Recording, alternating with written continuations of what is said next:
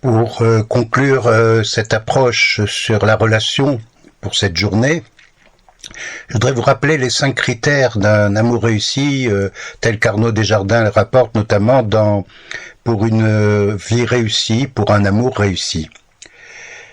Arnaud écrit « Swamiji m'avait un jour énoncé 5 critères grâce auxquels on peut reconnaître la valeur profonde d'un couple. » Bon, là, il s'agit plus d'une relation au niveau du couple. Et dans l'astrologie transpersonnelle, le but, c'est, quand les personnes viennent nous voir en consultation, de pouvoir garder à l'esprit ces 5 critères. Après, chacun en pense ce qu'il veut, hein, mais pourquoi ? Parce que ça donne un but à la relation, et non plus à un niveau premier, mais aussi à un niveau transpersonnel. Et même pas aussi à un niveau individuel, encore plus que ça, hein, suivant la distinction que Arnaud fait entre psychologie et métapsychologie dans un chapitre du livre Pour une mort sans peur. Ces 5 critères sont en fonction d'une durée, d'un chemin à suivre ensemble. To grow together. Croître, grandir, s'épanouir ensemble, progresser sur la voie de la maturité, de la plénitude. Ça, c'est le but. Donc, les personnes qui viennent en consultation, on a cette perspective à l'esprit. Premier critère. Le premier critère, feeling of companionship. Le sentiment d'être des compagnons. Le premier de ces critères est le sentiment d'être 2 compagnons. Avoir un compagnon, c'est ne plus se sentir seul. Il y a quelqu'un à mes côtés qui me comprend, avec qui j'aime échanger, avec qui j'aime partager, avec qui j'aime agir, faire les choses ensemble. Le mari ou la femme doit être aussi notre meilleur ami. L'épouse doit pouvoir jouer pour le mari tous les rôles qu'une femme peut jouer pour un homme. Et le mari doit pouvoir jouer pour sa femme tous les rôles qu'un homme peut jouer pour une femme. L'homme ou la femme se sent comblé et n'éprouve plus la nostalgie de trouver ailleurs ce qui ne lui manque plus. Si ce sentiment d'avoir trouvé un véritable compagnon existe, dit Arnaud, enfin Swami Prajnapada en fait, il s'enrichit avec les années, avec les expériences partagées, avec les souvenirs. Contrairement à la passion amoureuse ordinaire, condamnée à perdre son intensité comme un feu qui se consume et s'éteint. Deuxième critère, Swamiji dit être à l'aise, at easiness. Le deuxième critère est encore plus simple, aisance. Il faut que les choses soient faciles, aisées. On se sent bien. C'est une relation qui ne nous amène pas à gaspiller une grande quantité d'énergie en émotions. Or, trop souvent, dans la fascination amoureuse, il y a émerveillement, il y a des moments intenses, mais il n'y a ni aisance ni facilité. Ou encore une certaine facilité de relation s'établit, mais dans la routine, dans la monotonie, et il reste au cœur un manque. Ça rejoint un peu les relations statiques dont on avait parlé au début du séminaire à propos du livre de Richard Heidman qui faisait la distinction donc entre relations statiques et relations érotiques. Troisième critère, il faut 2 natures qui ne soient pas trop différentes. 2 natures which are not too different. Il est normal qu'il y ait une différence et une complémentarité entre un homme et une femme. Nous ne trouverons jamais notre alter ego, un autre nous-mêmes, qui à chaque instant soit uniquement l'incarnation de notre projection du moment. Nous ne trouverons jamais une femme qui sera toujours exactement ce que nous voulons, aura toujours exactement l'humeur ou l'état d'âme que nous souhaitons, l'expression ou le timbre de voix que nous espérons et prononcera les mots que nous attendons. Jamais. Et cela, il faut le savoir. C'est une demande infantile, indigne d'un adulte, destructrice de toute tentative de couple, de vouloir que l'autre soit uniquement le support de mes projections et réponde à chaque instant à ce que mécaniquement je demande. C'est une illusion que vous devez réussir à extirper. L'autre est un autre, et même si une communion s'établit, l'autre n'aura jamais notre inconscient, notre hérédité, il y aura toujours une différence. Alors, Arnaud continue, mais si les natures sont trop différentes, aucune vie commune n'est possible, et cet amour sera battu en brèche par la réalité. Les cas extrêmes vous paraîtront évidents. Alors combien de fois j'ai vu en consultation des personnes qui vivaient ensemble et qui avaient une nature trop différente, hein, et au bout du compte, soit ils restaient à vivre une relation statique, parce que la réalité socio-culturelle, la peur de l'insécurité, la peur de vivre seul, tout ça fait qu'on reste dans des relations qui sont, disons, enfermantes, limitantes. Hein, j'ai vu souvent ça, et faire comprendre que il est peut-être nécessaire de retravailler la relation pour qu'elle puisse passer à un autre niveau, quand il y a des transits d'Uranus, et notamment de Pluton. C'est pas évident, parce que, comme il dit, cet amour sera battu en brèche par la réalité. Si un homme est plutôt solitaire, aime les longues marches dans la campagne, la vie dans la nature, et qu'une femme ne rêve que de mondanité et de réception, il est certain que les natures sont trop différentes.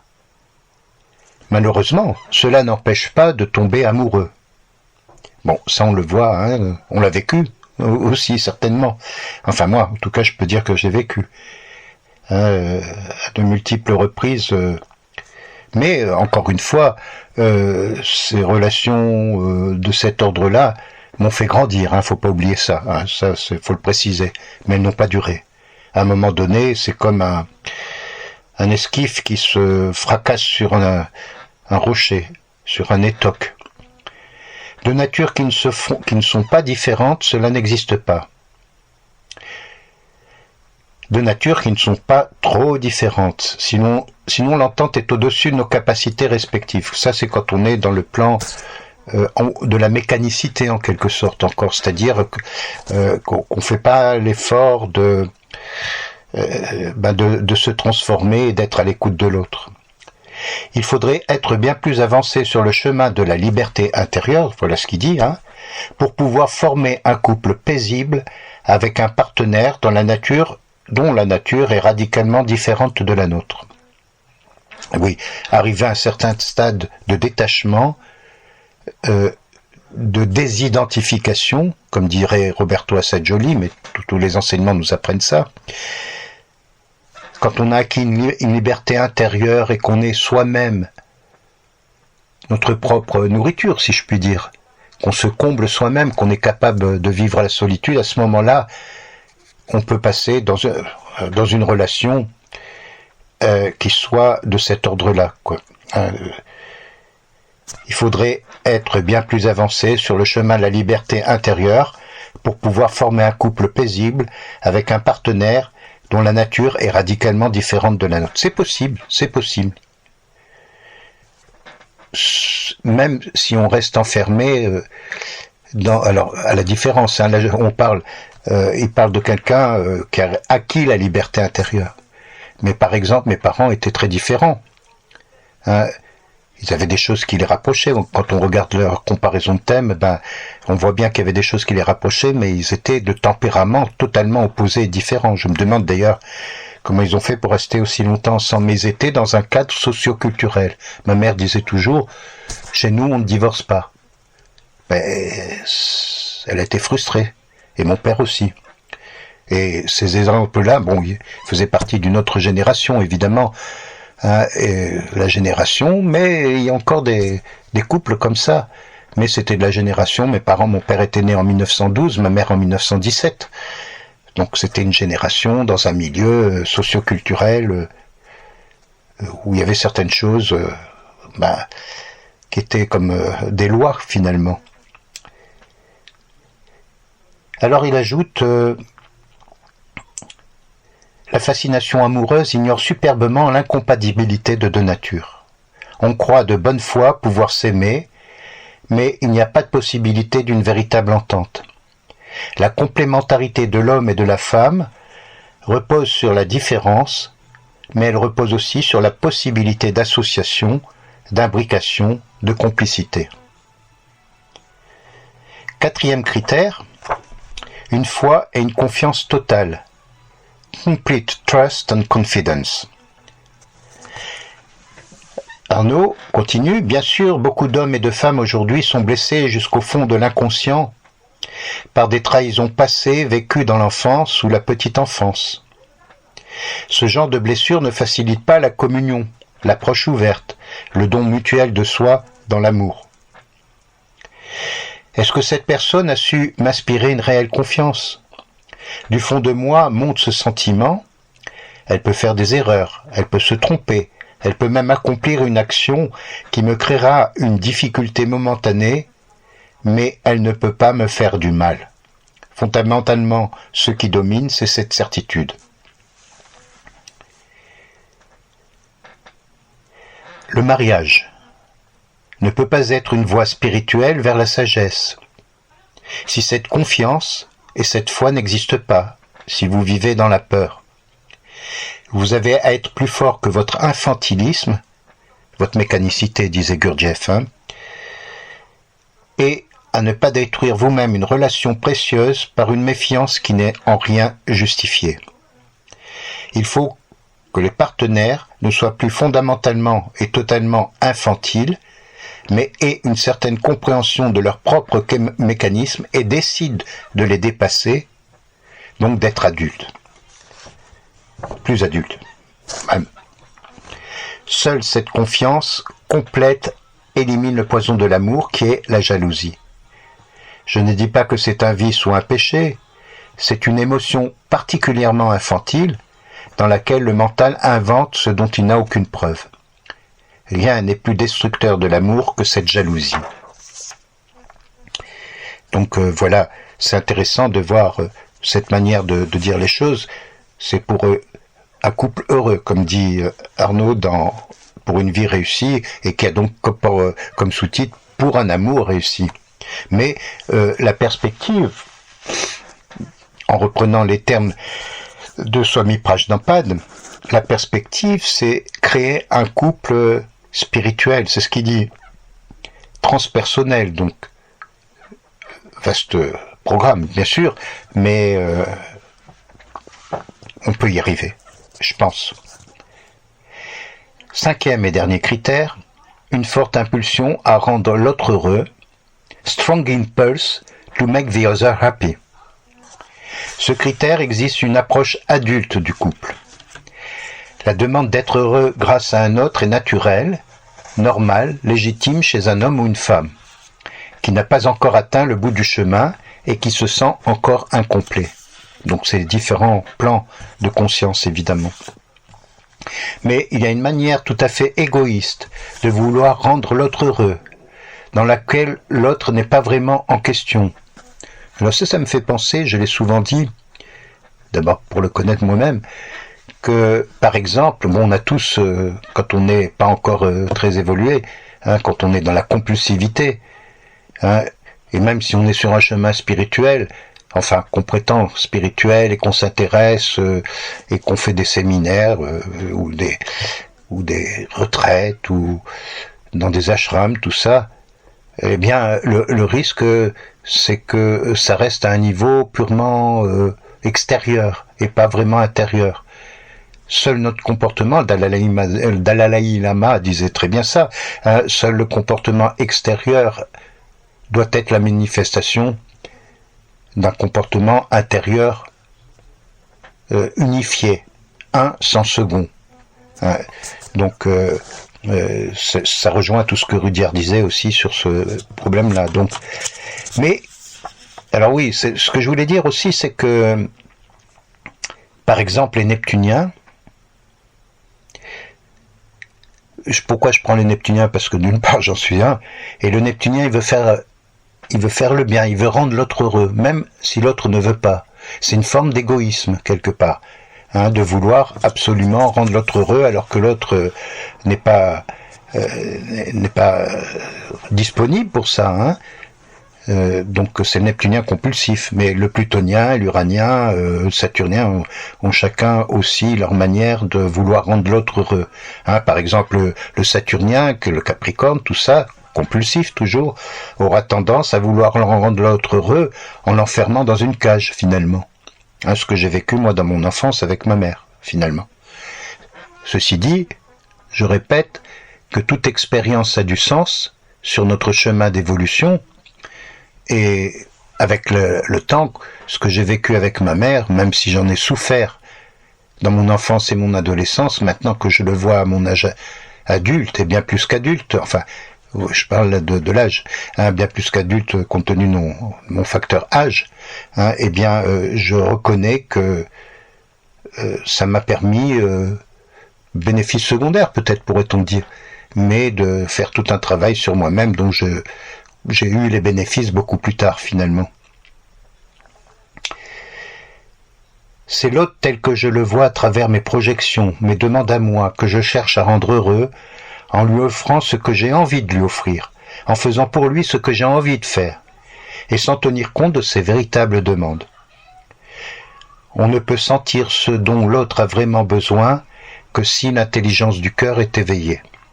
Alors, cet aspect-là me renvoie, si vous voulez, à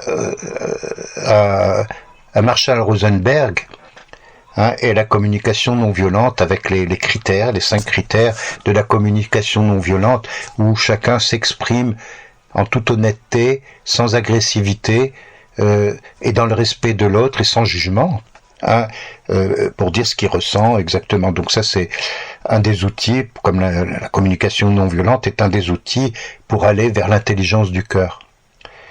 Mais le but est complètement spirituel, dans le sens d'atteindre une certaine transcendance dans la relation, mais d'abord la trouver en soi-même. Si vous lisez les livres de Marshall Rosenberg, il montre combien la spiritualité est une finalité importante dans la communication non violente. Ce bonheur est aussi une réalité simple, quotidienne, faite d'une accumulation de petits détails et pas simplement de s'entendre dire « je t'aime ». Un être a besoin de respirer à chaque minute. Il a besoin de respirer l'amour tous les jours. Cette envie de l'autre cette envie de rendre l'autre heureux ne se fabrique pas artificiellement, elle est là ou elle n'est pas là. Donc une forte impulsion à rendre l'autre heureux est un sentiment permanent. J'existe pour lui. Que puis-je faire pour lui ? Cette intelligence du cœur s'éveillerait très naturellement si les émotions ne venaient pas corrompre la possibilité d'un véritable sentiment. Bon, c'est tout le vaste programme. Je disais tout à l'heure que on a beau faire tout un chemin intérieur de compréhension, c'est déjà pas mal, vous me direz, tout un chemin de compréhension intérieure sur ce qu'est la vie spirituelle, le chemin, donc faire des séminaires, des stages, des retraites, tout un travail, aller dans un ashram, et Arnaud dit dans un livre qui est important pour moi, ce livre s'intitule La voie et ses pièges. Il commence comme ça, il dit pourquoi, après avoir fait tant de stages, de travail de développement personnel sur soi, et 10 ans après, on en est toujours au même point. Alors je vous renvoie à ce livre pour explorer ce qu'il veut dire par là, quoi. Donc ça me semble très important de le comprendre. Je me mets dans le lot, évidemment, parce que des fois je crois que je suis arrivé et je ne suis pas arrivé. Pluton est là pour veiller au grain.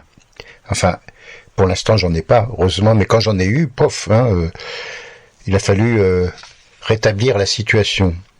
Donc tous ces critères sont simples, mais s'ils sont réunis, tous les autres en découlent, y compris l'entente sexuelle. Donc voilà, les 5 critères auxquels je me réfère effectivement quand je fais un travail sur le couple en consultation. Est-ce que ceux qui viennent, l'homme et la femme, sont susceptibles d'entendre ce discours? Enfin, j'essaye de le faire passer en me situant dans la dynamique de là où ils sont au moment où ils viennent me voir, évidemment. Parce qu'il y a des gens qui vont me dire ouais, mais tout ça, l'amour n'a plus de sens, quoi. Parce que l'amour, c'est la passion. L'amour, c'est là on se sent vivre quand il y a de l'amour, de la passion et tout. Mais on crée pas un couple, quoi. On le sait pour l'avoir vécu. Et donc c'est important. Je me rappelle une fois, comme je fais toujours, je cite des exemples. Bon, c'était pas à proprement parler de du couple en tant que tel. C'était un homme qui est venu me voir en désespoir de cause, je pourrais dire, parce qu'il avait effectivement des transits de Pluton. C'était à l'époque où Pluton était en Scorpion et transitait. Lui, il était marqué par le Scorpion. Il avait un amas planétaire en Scorpion. Il transitait ses planètes en Scorpion. Et c'était un homme très scorpionesque, premier niveau, si je puis dire. Il n'y a pas de jugement dans ce que je dis, premier niveau. C'est-à-dire, dans la compulsivité. Et c'était un peintre. Et il faisait des tableaux morbides, avec du rouge, du noir, enfin, très scorpionesque, très... voilà, c'était très angoissant de regarder ses peintures. C'était un très bon artiste, ceci dit. Ces peintures étaient belles d'un point de vue technique, mais ça mettait mal à l'aise. C'était son côté Scorpion, intense, Soleil, Vénus, je crois qu'il avait Mars aussi en Scorpion. C'était l'expression de ça. Et il est venu me voir au moment où il y avait les transits de Pluton, et à ce moment-là, tout d'un coup, il est tombé dans une dépression. Sa compagne de l'époque l'a quitté du jour au lendemain. Quand Pluton est passé sur Vénus, il était désespéré, il savait plus à quel sein se vouer, si je puis dire. Et comme on dit toujours, quand on a des transits de Pluton, on est au 36e dessous. Et puis tout ce qu'on a construit se casse la gueule, en quelque sorte. Et à ce moment-là, on se retrouve tout nu, dépouillé. Mais là, on peut aller vers notre être essentiel, le diamant qui est en nous, notre âme, si on veut bien y aller. Beaucoup de gens traversent avec difficulté cette épreuve parce que ils n'ont pas cette perspective que chaque transit des planètes transpersonnelles déjà, mais chaque transit de Pluton est une initiation. Si on le vit comme une initiation, eh bien à ce moment-là, on peut se dépasser et c'est le rôle de l'astrologue, entre autres, bien sûr, d'accompagner la personne qui vit ça dans sa résurrection, en fait, d'un niveau inférieure, si on peut dire, il n'y a pas de jugement là encore, à un niveau plus supérieur d'elle-même, pour aller encore plus loin par la suite. Voilà, donc c'est important. Christiane Singer a écrit un livre qui s'appelle Bienvenue la crise, que je crois, si je me rappelle le titre, mais ou du bon usage des crises, je sais plus. Enfin, il y a plein de livres qui sont écrits là-dessus, mais dans une perspective de transmutation, de transformation et tout ça.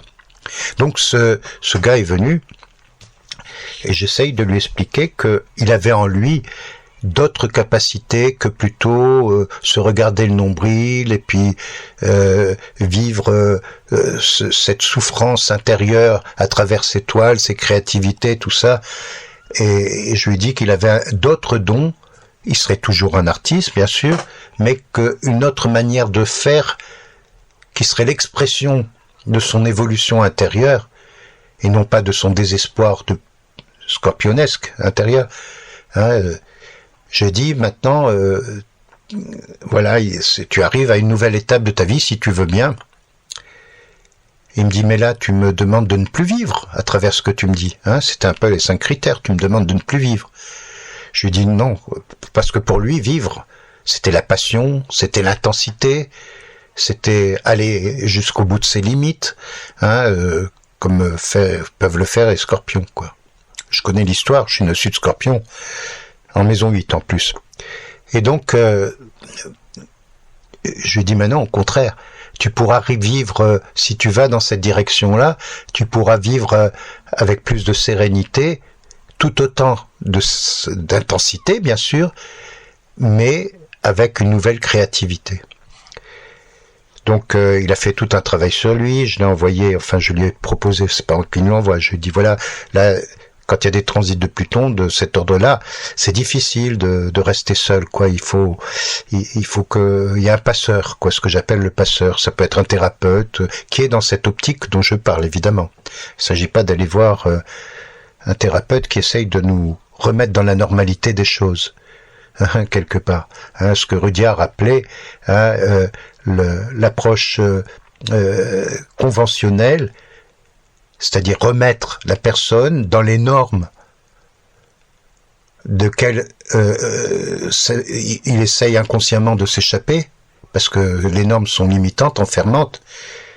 Benoît Rancourt, un autre thérapeute québécois, exprime très bien ça. Je vous donne des bibliothérapies, des bibliographies comme d'habitude. Benoît Rancourt, je retrouve le titre exactement. Donc dans un livre qui s'appelle Franchir les étapes de la conscience, il explique aussi très bien ça, ce processus. C'est un livre très intéressant. Donc le jeune homme, parce que c'était un jeune homme à l'époque dont je vous parle, eh bien est passé par les enfers en quelque sorte, comme on dit toujours avec Pluton. Il était devenu suicidaire et tout, mais il est venu me voir à plusieurs reprises. Alors là, c'était plus l'astrologie que je faisais avec lui, mais c'est un accompagnement. Ça arrive avec certaines personnes quand elles traversent un passage important. Eh bien, elles viennent me voir. Sans cela que l'astrologie et l'astrologue peut être un thérapeute aussi. Donc, pendant tout le temps de ces transits, il est venu régulièrement me voir, et j'ai été son passeur quelque part. Avec d'autres, bien sûr, je suis pas le seul. Et quand Pluton est sorti du Scorpion, que ses transits étaient terminés, il avait découvert dans cette nuit, peut-être la nuit noire de l'âme, comme disait Saint Jean de la Croix, je lui ai donné des livres à lire, évidemment. Moi, c'est mon truc, tout le monde ne va pas, où je lui ai donné des directions. Notamment, je lui ai donné des livres qui explicite tout ce processus dont je suis en train de parler, notamment Arnaud Desjardins justement, et d'autres livres qui l'ont aidé à mieux comprendre, et puis aussi le vécu que nous avions ensemble dans cet échange entre guillemets thérapeutique, eh bien ça lui a permis quelque part, et avec d'autres, je suis pas le seul, parce que quand on est sur un chemin d'ouverture du cœur, même si on est au fond du trou, on va rencontrer, si on est disponible pour y aller, c'est-à-dire disponible, on se dit ouais, c'est ça, on voit on est dans le tunnel, on voit la lumière au bout, et je veux y aller, je veux pas rester au fond du trou, et à ce moment-là, on rencontre ce que Joseph Campbell, dans Le héros aux mille et un visages, appelle les alliés. C'est-à-dire j'étais un allié pour lui, comme d'autres ont été des alliés pour moi, dans mes moments difficiles, et même dans la vie, tout court. Il n'y a pas besoin d'être dans des moments difficiles pour avoir des alliés, évidemment. Mais là, en l'occurrence, c'était Pluton. Et sorti de là, comme dans une renaissance. Il était toujours Scorpion, il avait toujours cette intensité, cette passion ancrée en lui, mais il l'a mise au service d'une autre manière d'exprimer la dimension artistique qui était en lui. Il a commencé à être plutôt dans les symboles, dans une peinture qui était plutôt une peinture qui inspirait l'élévation de la conscience, plutôt que ces peintures qu'on peut voir, aussi géniales soient-elles sur un plan technique, si vous voulez, ces peintures qui sont égotiques, si vous voulez, Dieu sait pourtant qu'en ce moment, quand on voit les mangas, quand on voit les BD, tout ça, c'est pas très inspirant toujours pour l'élévation de l'âme, quoi. On est dans un monde terrible en ce moment. Donc voilà le sens de cette période, et donc il est devenu un peintre symboliste, si on peut dire. Donc Voilà un peu les 5 critères de Swami Prajnapada tels que Arnaud Desjardins nous les a rapportés. Et bien sûr, je pourrais rajouter d'autres choses. Par exemple,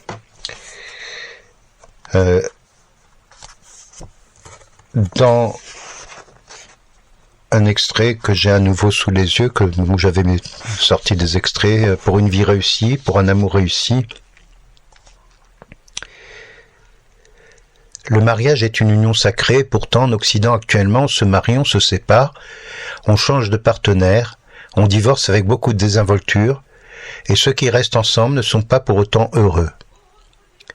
L'explication tient sans doute dans le fait que nous confondons la fascination amoureuse, la passion qui illumine un instant l'existence, mais qui ne résiste pas aux années, avec l'amour, amour avec un grand A. Donc il explique ici, il y a 5 critères, qu'on vient de voir d'ailleurs, qui permettent de savoir si 2 êtres sont faits l'un pour l'autre, entre guillemets, faits l'un pour l'autre, et si leur union les conduira au bonheur, à l'amour éternel, et non à la souffrance, au brouille, aux réconciliations, à ces amours agités, meurtries, douloureuses, qui durent parce qu'on n'a pas le courage de les rompre, et qui n'apportent rien de ce à quoi aspire celui qui est engagé sur le chemin de la sagesse. C'est-à-dire la paix, la sérénité, la stabilité intérieure, la possibilité de s'épanouir et de communier véritablement. Cette communion, qui est la culmination de l'amour ou du couple, s'établit au cours des années et conduit à un accomplissement qui n'est pas banal, une seule âme et une seule chair. Entre guillemets, c'est une citation. Arnaud continue. La fascination amoureuse ne conduit pas, voilà pourquoi j'ai dit conduit, mais j'étais plus vite que la pensée. La fascination amoureuse ne conduit jamais à cette véritable communion. Elle engendre une illusion de non-dualité qui maintient la séparation.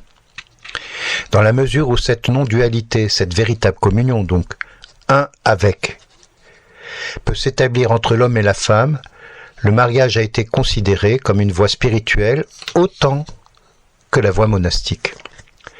Une relation de couple durable est un chemin qui conduit à la purification des émotions et à un effacement de l'ego. C'est une voie vers la destruction du mental, Manonasha, et la purification du psychisme, Chitta Suddhi. Il existe 2 types d'attractions sexuelles. L'attraction sexuelle immédiate de surface, fondée sur les attributs érotiques purement physiques, et qui ne conduira jamais qu'à une sexualité limitée, et une autre attraction qui ne cessera de grandir et qui peut conduire à des sommets de vie érotiques, qui est basée justement sur la satisfaction des 5 critères.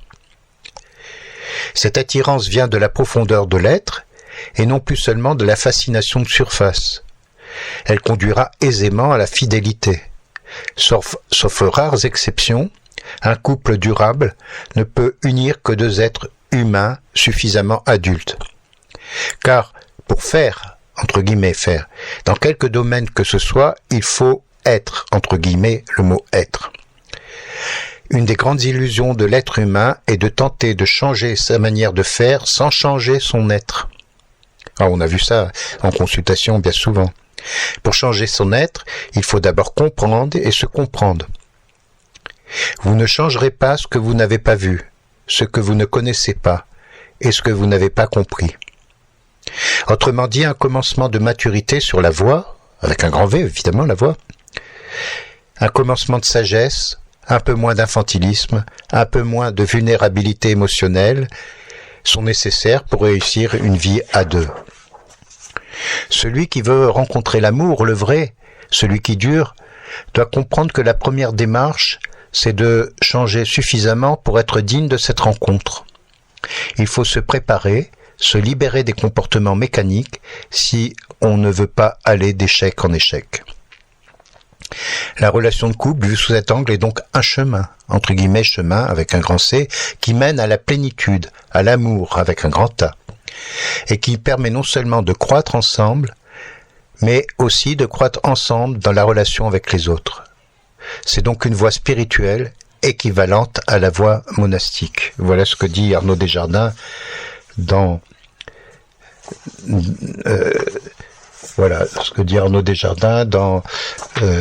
Pour une vie réussie.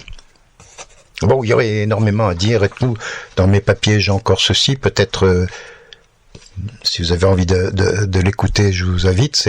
Vous savez qu'Arnaud Desjardins, après s'être séparé de Denise Desjardins et avoir élevé les enfants, il n'est pas parti avant d'avoir élevé les enfants. Bon, ça c'est ce que Swami Prabhupada lui avait conseillé. S'est remarié plus tard avec Véronique Desjardins, qui a écrit un livre très très riche, très intéressant entre autres, qui s'appelle Dans l'intime d'un chemin. Et elle rapporte des propos d'Arnaud qui vont dans le sens de ce qu'on est en train de dire. Bon, tout le monde veut une vie riche, intense, vaste pour se sentir être. Mais l'avoir ne peut pas vous donner ce sentiment d'être qui vient de la croissance intérieure. Pour se sentir être, il faut croître. Et croître signifie développer en soi des parties qui sont atrophiées.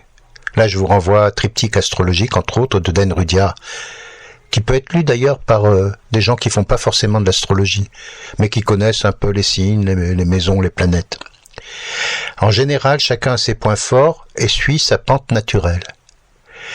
Nous avons tendance à développer ce qui est facile pour nous et laisser de côté les domaines où nous ne sommes pas à l'aise.